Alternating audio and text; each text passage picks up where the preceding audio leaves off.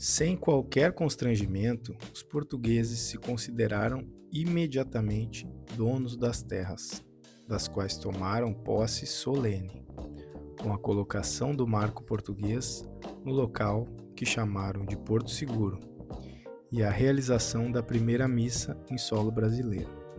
A seguir, a esquadra retornou seu rumo para as Índias. Esse tipo de abordagem ele é constante na história humana. Um povo, uma forma de vida chega num lugar, né? Uma cultura chega em um lugar e se apropria. A gente vê esse aspecto ali durante a colonização, mas hoje não é diferente. A gente vê grandes empresas, por exemplo, mineradoras, adentram em um local e com alguma relação política acabam tomando aquelas terras. A gente vê grandes propriedades agrícolas, grandes propriedades de terra pertencendo a gerações de famílias, que em grande medida muitas dessas famílias que têm propriedades gigantescas no território brasileiro vêm de períodos foram recebendo em forma de herança, por exemplo, essas propriedades, né? Em que em algum momento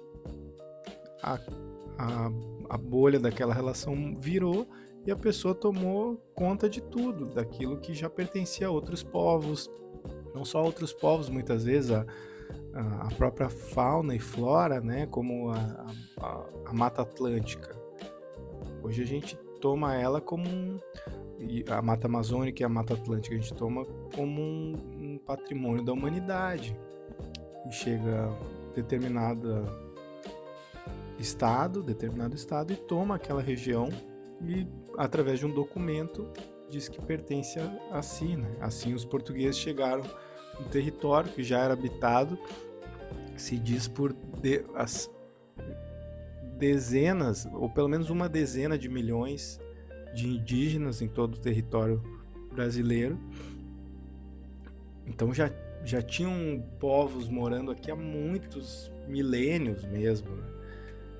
E através de um documento oficial para os portugueses, aquela região foi vista como propriedade dos portugueses,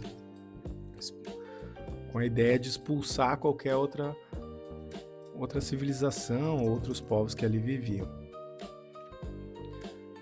Depois de outras incursões e novos contatos com os indígenas, os portugueses, no primeiro quarto do século XVI, já tinham uma visão geral dos habitantes da nova terra. Sabiam que eles viviam praticamente nus, habitando grandes cabanas coletivas, abertas ou fechadas, cobertas com vegetação bem tecida.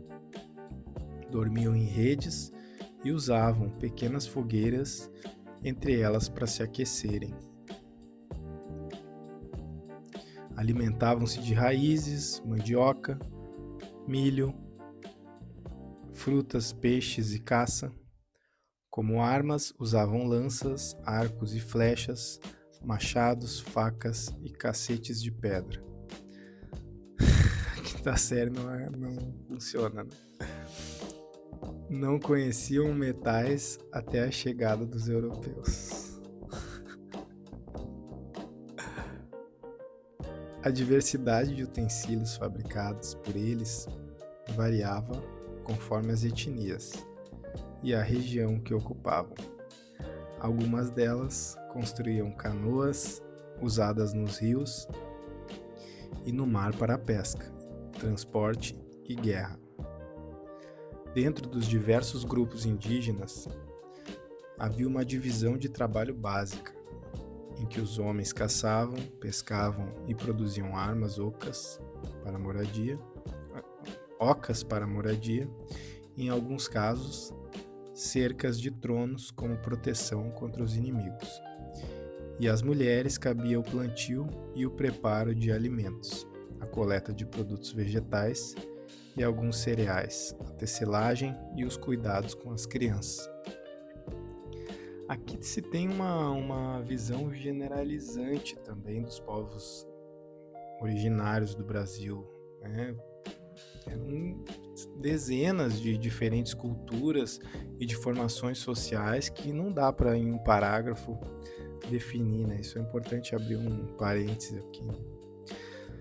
Não foi difícil perceber que, entre si, os indígenas do litoral brasileiro viviam em estado de guerra constante na sua luta por território de caça e coleta.